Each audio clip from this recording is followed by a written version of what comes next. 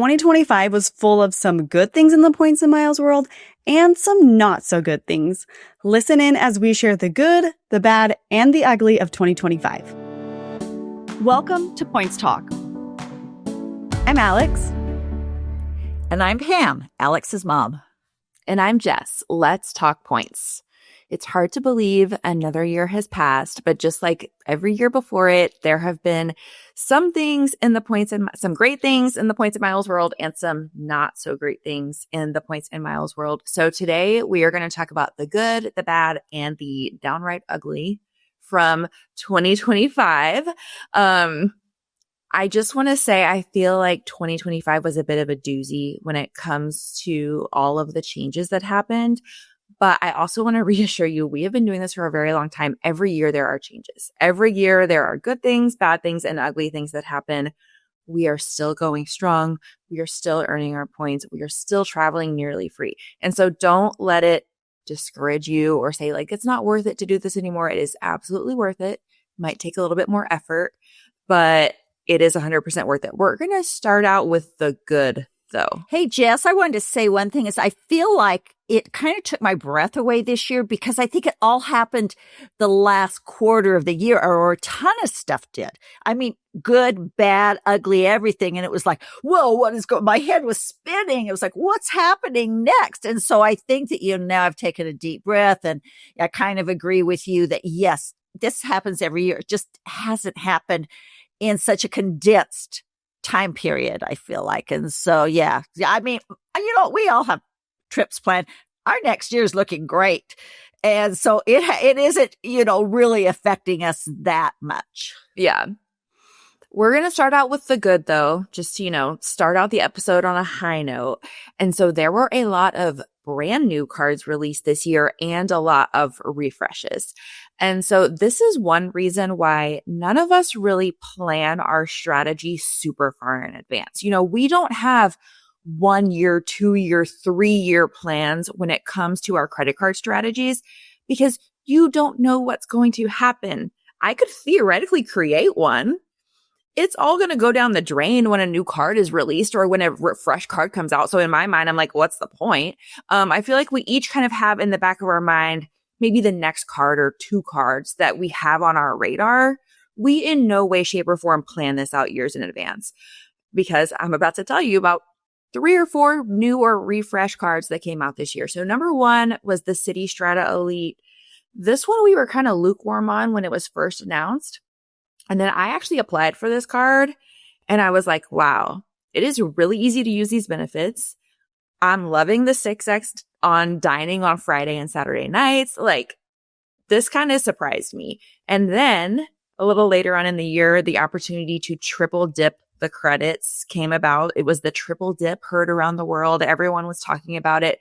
But here's the thing, even if you didn't snag it in December, even just being able to double dip the credits is amazing. I was with Ella this past week and she was saying, I think I'm ready for my next card. And I was like, well, listen, the timing isn't great because you just missed out on the opportunity to triple dip. But I 100% think this card is still worth it because you can double dip the calendar year credits. It comes with a $200 splurge credit, which is my favorite. You can use it at a few select retailers, including American Airlines, including Best Buy. And so I find it really, really easy to use that $200 credit. And you get it every calendar year. So you get it once in 2026 and you get it again in January 2027. And then at that point, you can decide whether you want to keep the card or downgrade it or cancel it. Another one Jess, was I used mine January 1st. Will not surprise you guys that January 1st, while Lee was watching football games, I was using all my annual credits, all my semi-annual credits for the first 6 months. I was using my monthly credits. I was on it. And that is a easy. That splurge credit is probably one of the easiest credits to do because anything I can order on the computer is a win-win. We went shopping this last weekend and I was just in Costa Rica with my mom and my family for Christmas. We had a bunch of games and my 10-year-old won a $50 Best Buy gift card during one of the games that my mom put on. And so we were out shopping and we were by Best Buy. He's like, oh, I want to go to Best Buy and like see if there's anything I want to get. So we just looked around, and then Mitch was looking at the Meta Ray-Ban sunglasses, and they're like, the ones he was looking at were like $400. They're Generation 2 ones. And I was like, oh, you should get them. Like, he needs new sunglasses. He had his current pair are like a $30 pair from Amazon. I'm like, you haven't had a good pair in a while. You should just get them. And he's like, well, I'll just think about it. And then we were driving home and I was like, oh my gosh, we both have the City Strata Elite. Like, we can go back and get these and it'll basically wipe out the whole cost of these glasses. And then I was like, we can even buy Kai's gift card off him. He ended up not using it that day. He wanted to wait. But I'm like, we could just buy him, give him $50. And there you go. We've got you these sunglasses that were, basically free with using the splurge credit. So it's pretty cool. And that $50 gift card was a splurge credit. I knew it. That's what I was about to ask. I was about to say, Pam, did you buy? I mean, so many of those, not so many, but there were several gift cards prizes in the games where you played that were, from credit card credits. I'm just imagining Pam's playing games with Pam, and it's like Best Buy gift cards, nothing but cake buntlets you could win. You guys, listen to this. Gummy worms from 7-Eleven. She had an entire carry-on suitcase full of prizes and things for playing the games, like cotton balls and solo cups and paper plates and all that kind of stuff for the minute to win it games. She had so many treats and candies, like bags of hide chews. It was literally a carry-on bag for the games full of treats from her 7-Eleven stops. Exactly. Using that DoorDash credit. Oh my gosh. It was awesome. All right. So another brand new card that I think all three of us took advantage of was the Chase Sapphire Reserve business card. So brand new card to the Chase lineup, a business card. We love our business cards because they don't count towards 524. And the other thing is, a little bit later, when we get to the bad and the ugly, we're going to talk about how this year it became a little bit more difficult to earn ultimate rewards, but 200,000 ultimate reward welcome offer. In a time when they're harder to come by, this one was a no-brainer for us. If you can meet that minimum spend, it comes with the $300 travel credit that you can use on any travel purchase. And so super easy right there, right off the bat to get that $300 back. $100 gift card credit that is also really easy to use. And so that one was a no-brainer for us when they released it. And then the Amex Platinum Personal Card and the Chase Sapphire Reserve Personal Card had a complete refresh. They were kind of couponified annual fee increases, but in my opinion, the refreshes were a positive. And I think we've talked about this before. I went from hating on the Platinum to now I have it, and it is a keeper in my wallet. They come with a $600 Fine Hotel and Resorts or the Hotel Collection credit each year, $75 per quarter Lululemon credit. That's an easy one for us to use. $100 a quarter Resi credit. Again, easy to use. Increased digital entertainment credit. I was already maxing out that credit every month. And so those are just a few of the benefits that were refreshed that made the card better. And a keeper for me now. The Chase Sapphire Reserve, same thing, annual fee increased, but you still get that $300 travel credit. You get Apple TV, Apple Music credits. Those are a no-brainer and something I was already paying for. Lots of other benefits added to the Sapphire Reserve. And so right there, 4 new or refreshed cards that we thought were for the better. Some may not agree, but for us, they were for the better. The other thing is, record-setting welcome offers over, 100K points or more. And so that's the thing is the annual fees on these cards are going up, but so are the welcome offers. And, the Chase Sapphire Reserve, that card, the welcome offer used to be 60,000 points. When it was 60,000 points, I was like, annual fee went up, but now the welcome offer is 125,000 points. It more than doubled. And so Sapphire Reserve, great welcome offer. Like we said, Sapphire Reserve for Business, 200,000, great welcome offer. American Express kind of changed up how they do their welcome offers, and a lot of them are as high as now, but 100K plus with the Amex Gold personal card, with the Platinum personal card. The Capital One Spark Cash Plus is another great one. And then, like we said, the Citi Strata Elite with that 100,000 point offer. And so a lot of great cards, a lot of great refreshes. And I'm excited to see, like when 2025 started, I couldn't have predicted that the Citi Strata Elite was going to come out or that the Sapphire Reserve Business was going to come out. So I'm always like excited at the beginning of a year, like what's going to happen this year? Hopefully they keep it up, And then another really good thing that happened was there are more transfer partner options. And so Capital One added Japan Airlines, Qatar Airways, and Preferred Hotels as transfer partners. The best addition, in my opinion, was Citi adding AA, American Airlines, as a transfer partner. And it is 1-to-1 transfer ratio. Citi is now the only bank that has American Airlines as a transfer partner. So before, the only way to really earn American Airlines miles was to open co-branded AA cards. Now you can open the Citi Strata Elite, the Citi Strata Premier, and transfer those points to AA, which makes Citi much more valuable, in my opinion. And then Bilt came out and added a bunch of new partners, including Etihad Guest, Japan Airlines, Southwest. Hello, all our Southwest lovers. Spirit Airlines. I've never flown Spirit, but it's nice to have a low-cost carrier as an option, assuming Spirit sticks around for a while. And then they also added Qatar Airways. And so, we always love options. We love transferring our points. That's our favorite way to redeem points. And so, it's always good to have more options. I feel like that was a lot of good stuff. And I think 2025 got a lot of hate for the sky is falling type stuff in the points and miles world, but that was a lot of really good stuff. That was really exciting. And to me, the higher welcome offers kind of always stand out to me because I feel like when we got started, like you said, the Sapphire Reserve used to be 60,000 points. When I got the Sapphire Preferred, it was 50,000 points was the standard offered.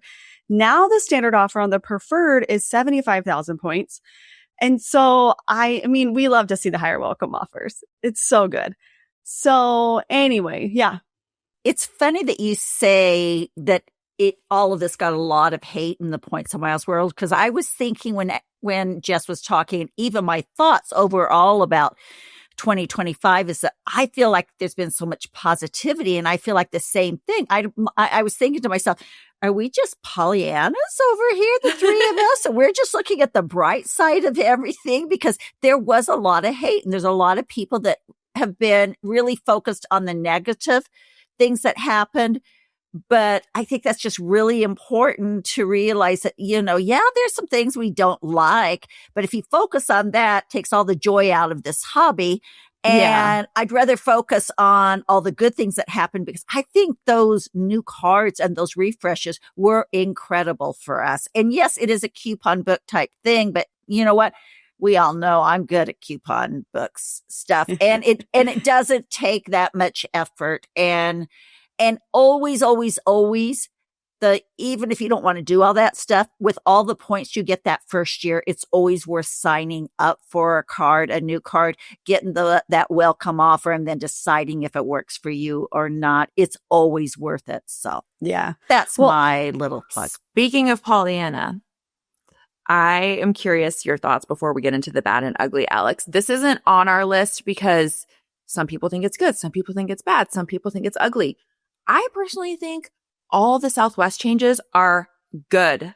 I am officially putting the Southwest changes under good. And that is because I booked a flight for spring break. We're going to Chicago.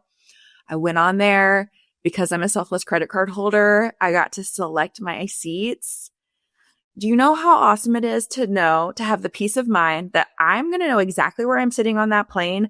I don't have to set my alarm to check in 24 hours in advance. I don't have to worry about what number and letter I'm going to get for my, I'm just like, this was such a positive change, in my opinion. There are some people who are going to say, I don't want to pay for my checked bags. I I feel like the people who like open seating are people with kids 6 and under who could board with family boarding. I've not been in that category for years. And so, but for me, the Southwest changes firmly fall under good. And I am actually looking forward to flying Southwest more now that I know that I will have a seat and exactly where it is. Yeah, no, I agree with you. I, coming home from Costa Rica, was on a newer Southwest plane. So they're releasing new planes. They're retrofitting some of their old ones. I was on a brand new one and it was nice. I was like, wait, hold on a second. This is Southwest? Like, I felt like I was, okay, I'm not going to say I was flying Delta because I think Delta's personally the best because every plane has a good on-screen entertainment or seat back screen for watching anything you want. And that's so nice as a parent to have that for your kids. But like we got really lucky and no one did upgraded boarding. And so, or there were only like a few people that did upgraded boarding. So we were some of the first people on the plane. We were like 16 through 21 and the plane had the new extra legroom and I didn't know that going on. I just thought it was the new seats. And then I sat down. I was like, hold on a second. These are spacious. Like it was really nice. And so I'm excited about that. I have booked some flights already where we got to choose our seats, and because I have the Southwest Performance Business Card, we choose like row 8 and all 3 of us. And I'm able to book my whole family, with our seats we're taken care of. So it's really nice. So I actually do need to figure one thing out though. I'm going to contact Southwest because I booked flights for me and a couple of my kids to go to my niece's wedding.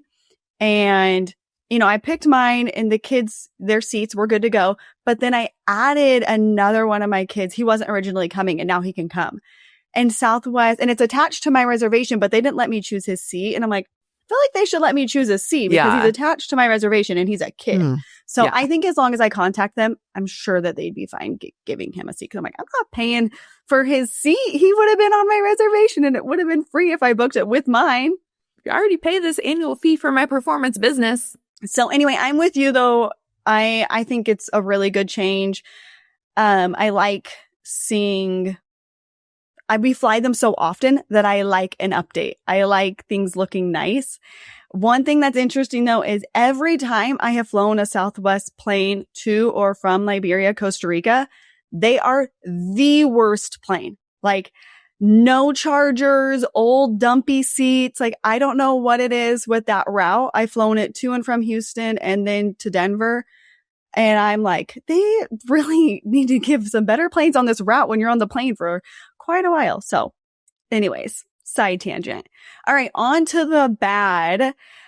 All right. So we'll see if we're still Pollyanna after we go through the bad and the ugly, but, annual fees bad. But like we said, we found it worth it with the higher welcome offers.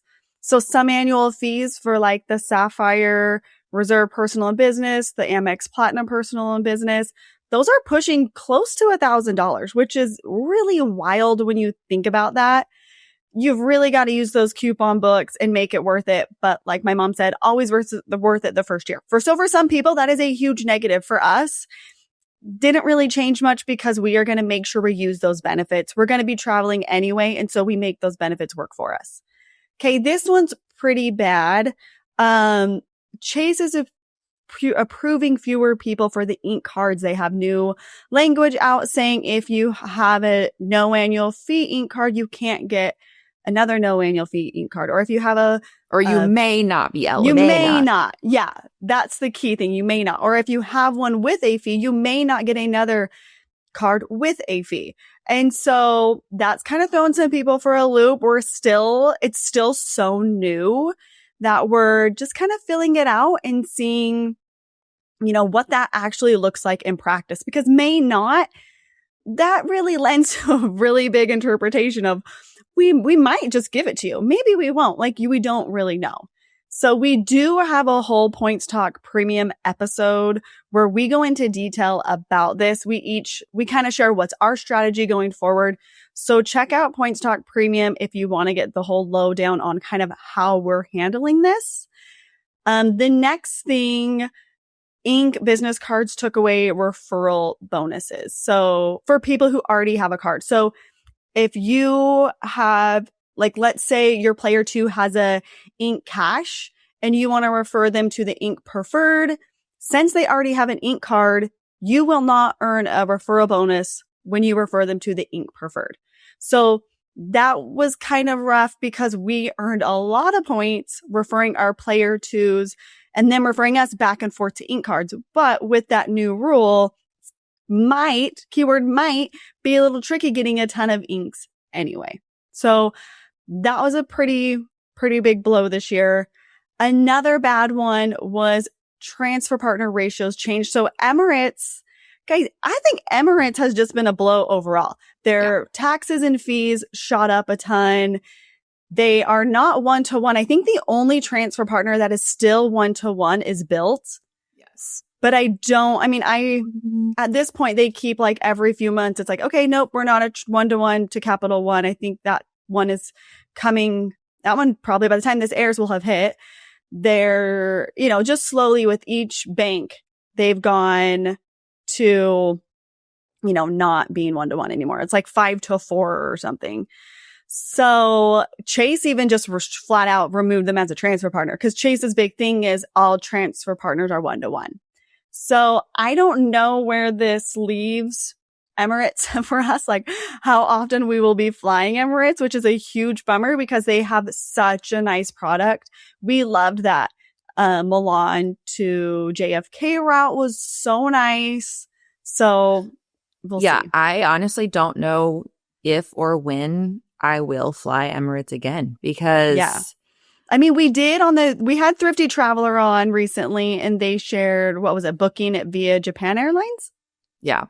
But I don't know how reliable. Yeah, it was really hard. It's not easy to find that availability. And that used to be such a sweet spot in my mind, that especially that JFK to Milan route. And now I'm just between the lower transfer ratio and the increased taxes and fees, it's really not even doable. It's really, maybe if you're just flying one person, it might be worth it. But if you're flying a family, no way. Yeah. Well, and you used to be able to find availability via Air Canada for Emirates, but I don't know how reliable that is anymore. If that can be found. I don't think it is. Yeah. I haven't seen it.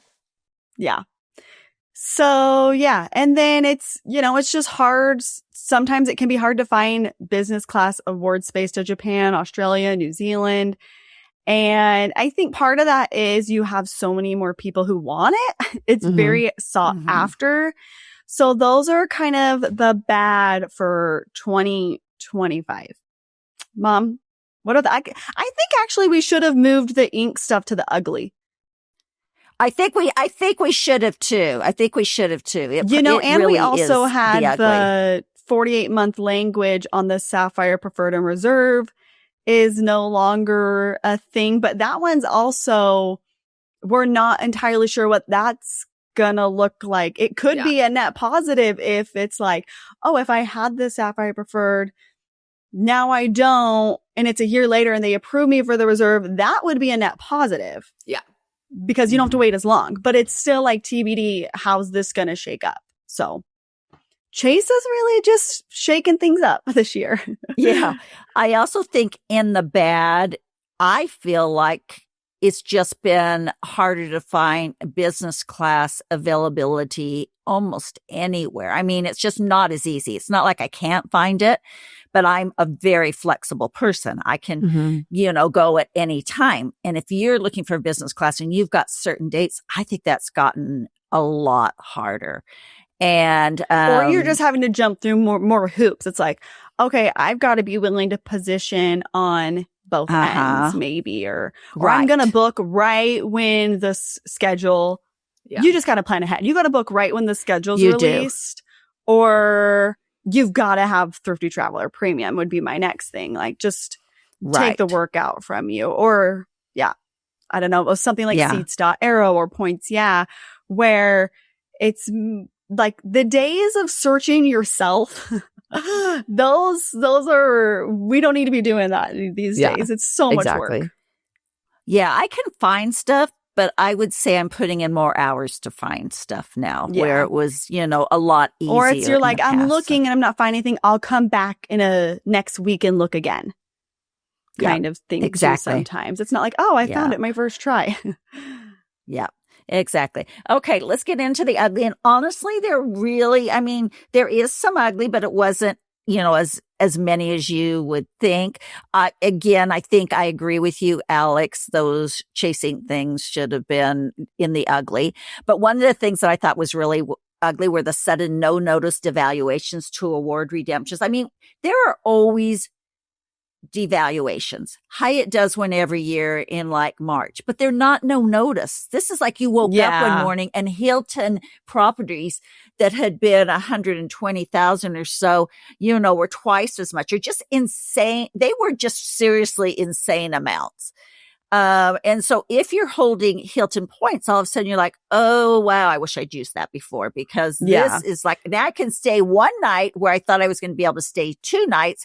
It became even more important to have the free night certificates. And honestly, when this happened, I went and applied for the Hilton Aspire because I go, I've got to have the free night certificates, and on my plan for this next year is for my husband to apply for that. We have to have those because if you're going to use Hilton points, it is insanity. I mean, I've looked at some of those. I'm going, you really think I'm going to pay 300,000 points to stay at your hotel for one night? It's like, it's insane. Flying Blue also increased the cost of many of their redemptions, and it was, really sudden too. I mean, I used to be able to find tons of availability for $50K in business class over to Europe. You really need to be watching those Flying Blue promos that come out every month. We do have a post. In fact, today as we're talking, this isn't going to air for a while, but we just posted that today. That is where you still can find the good deals. But I have been shocked because Flying Blue was a mainstay for me to get from the United States over to Europe. And it's really hard to find those. And some of those redemptions, I'm going, again, you're Flying Blue. You really think I'm going to pay that much? Well, the thing is they increased the award rates across the board. Business in particular went from 50K to 60K, but it's, like you said, almost impossible to find those 60K rates. Mm-hmm. And I do think for economy, there are still great deals to be had with Flying Blue, especially if you have kids under 12 and they can get that 25% discount. But business class? Yeah. Hey, can I share one that actually is a good for no notice, quote unquote, devaluations? Yes, well, there's good and bad. Virgin Atlantic going to dynamic pricing actually was pretty good because you can find business class for we're doing premium economy to Europe.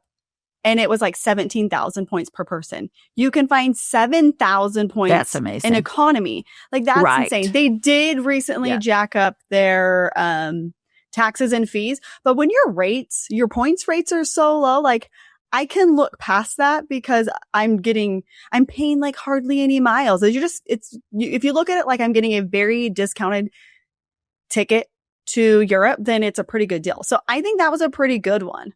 Yeah. Mm-hmm. Yeah, I agree with you. And they have really good transfer bonuses. So when you can factor in, and I would say transfer bonuses to Virgin Atlantic and Air France pop up semi-regularly, more than any other partners. And so those two, I mean, that I would put that in the good category. Exactly. And then we get to what most families would say is probably the ugliest thing that happened in 2026, and that was changes to lounge access, particularly Capital One. Capital One going to only the primary card holder can get into one of their lounges was just devastating. I mean, you used to be able to bring in 2 guests. You used to be able to add an authorized user who could bring in 2 guests. I mean, a family of 6 could come into a Capital One lounge. I will say, my Capital One lounge lately, every time I go there, there's a wait And so I can see that a change needed to happen. It would have been really nice if they had just said that maybe just bring it to the card holder can bring into, or the card holder at least step it down to 1 instead of saying that you can't bring anything. So I think this is one that had a lot of people crying and feeling really bad and upset. Oh, people were like, I'm getting rid of my Venture X card. I'm like, whoa, Yes. whoa, hold on. This is still a really good card. Yeah, exactly. So I think that was a really hard one. And so I just wanted to quickly talk about how to handle the bad and the ugly. I mean, obviously we're thrilled about all the good that happens, but first of all, just expect that there's going to be changes, like we said, and there's going to be some bad and there's going to be some ugly, and we're going to be shocked at first and we're going to be mad. And then when you think about it and just take a breath, you go, okay, here's a workaround. Like Jess is going to go to the Capital One Lounge and she's going to go to the to-go section. She's going to get food for all her family and bring it down. So if it's down, I say down because ours goes up an escalator. But so, there's workarounds, I think too, another reason is just to have gratitude for what we still have. Like I said, some things have changed. Some things will continue to change. We'll continue to be bummed, but we are so lucky that so many of us that are in this hobby have been able to travel, see the world, do things that we never, ever imagined would possibly be something that we would be able to do. And the other thing that you have to do even more so now is to just be flexible. If you're trying to take your family of 6 to Europe during the holidays and you're hoping to fly business class, you just got to be flexible and say, you know what? It's probably not going to be business class. It may not be the exact dates. We may have to plan to go right after holidays, take some kids out of school, find, some sorry, teachers, if you're upset that I said that, but just be more flexible. Position, just find flexibility. And as families, just say, hey, it may not be business class. This, I can do premium economy. It isn't. I mean, for me, it is about the flight, but for most people, it really shouldn't be. It's really about the destination. If anything that this year taught us is that flexibility and power. The winners in the points and miles world were those who prioritized transferable currencies, who booked early and stayed alert to changes, who kept diversified balances across programs. So have more than one type of program. Don't get everything stuck in Ultimate Rewards. I worked with someone recently who had only Ultimate Rewards, and if she'd had some diversification, she would have had a lot more options. And then take advantage of elevated offers while they lasted. If you signed up for those big offers, then you got a lot more points to work with. Well, that's why some people say, don't have shiny card syndrome. I'm like, no, do have shiny card syndrome. Yes, because that's how we get all our points. This is why, like I said, we don't plan ahead with our strategies. When a card offer is elevated, we jump on it, I'm not going to have shiny card syndrome for Delta cards because I don't live in a Delta hub and I don't need a Delta card. But if a brand new City Strata Elite or Sapphire Reserve business comes out with 100,000 or 200,000 flexible points, you better believe I'm jumping on those offers and I am having shiny card syndrome. Exactly. I think we all have that disease. Yeah. Well, that is how we earn well over 1 million points a year. It's not because we're like, okay, well, I think I want to get a venture card now and the offer is this. I'm just going to get it. It's like, we're like, okay, what card is elevated this month? Okay. Yep. That's the one I'm going to get. Oh, that one? Yeah. Like, of course, there's times where we don't get elevated offers because there's not always an elevated offer.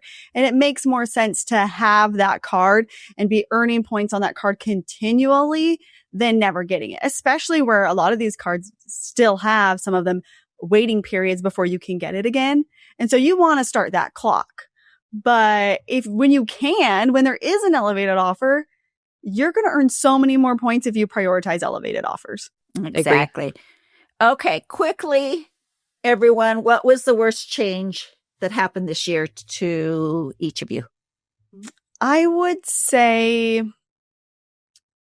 just Chase in general being more not as generous with approvals across the board. I would say that was the hardest for me. But also they have been so generous. And so we can't really blame them for being like, oh, we've been really generous. And so we're going to maybe take a step back. I'm in a good place where we have a good stockpile of points with them. We have a bunch of cards. So, you know, I'm not worried that we won't be able to get more. To me, this is okay, time to take a little break and not open as many cards with them, focus on other issuers, focus on spending on the cards that I do have, and then come back around and hopefully we'll be able to get more points. Yeah, same for me. For me personally, the ink changes with referrals and with tightening up on approvals. Yeah, the referrals has been rough. I will say that it's TBD on how bad it actually is. All three of us, I think, are at 524 or over 524 right now. Yeah. And so it's going to be a while before I can actually test out some of the things that we discuss in that Points Talk Premium episode is like how we're planning to move forward. So TBD on how bad it actually is in practice. I will say, I think one of the worst overall for families was the Capital One lounge changes, just because for so long those were the go-to cards for families to access lounges, and they basically stripped it all away. And so I think that one, for me personally, that it didn't affect me as much. We don't have a Capital One lounge at Houston Airport, and so it's not. I'm still keeping my Venture X. I'm not burning it. I'm not throwing it into the fireplace or anything. But you know, if your home airport has a Capital One lounge, that is a very rough change. Well, and then it depends on your perspective. Because for me, the Capital One change, as not having kids that I'm bringing into it, I'm like, I'm going to get into it probably a lot quicker. It'll be interesting to see how that, I'm curious to see if the wait times decrease and all that. I have to assume they will, but yeah. And for me, definitely the ink changes, the ability to not earn as many ultimate rewards to then transfer to Hyatt was like a knife to my heart. I too have a good stockpile of ultimate rewards, but definitely going to have to rethink my strategy on how to go forward with this, because my biggest thing isn't the ultimate rewards. It's transfer them to Hyatt and keeping my globalist status. And that becomes something that I may have to pay for, use some cheap stays or, put more spending on cards that get me more elite night credits, because it's real, once you've been globalist, it's, hard to go back. So we'll see. But a lot of this, again, is TBD, to be determined. I'm just sit back, know that I'm fine for, I've booked a lot for this year. I'm probably fine for the next year. And we'll just, see what, how strategies change. But needless to say, our heads were spinning at the end of this year as it seemed like there was one change after another in the points miles world. We will always see change, good and bad, but we're here to stay for sure. If you like this episode, we hope you'll share it with a friend, leave a 5-star review. Don't forget to check out Points Talk Premium, our premium podcast, for more content. Thanks so much for listening to Points Talk. Make sure to hit the subscribe or follow button from wherever you're listening so you never miss an episode. Want to start jet setting even faster? Follow the links in the show notes to learn about everything we discussed in today's episode. And to stay connected and follow along, follow us on Instagram at Points Talk Squad. We can't wait to see where in the world Points and Miles take you.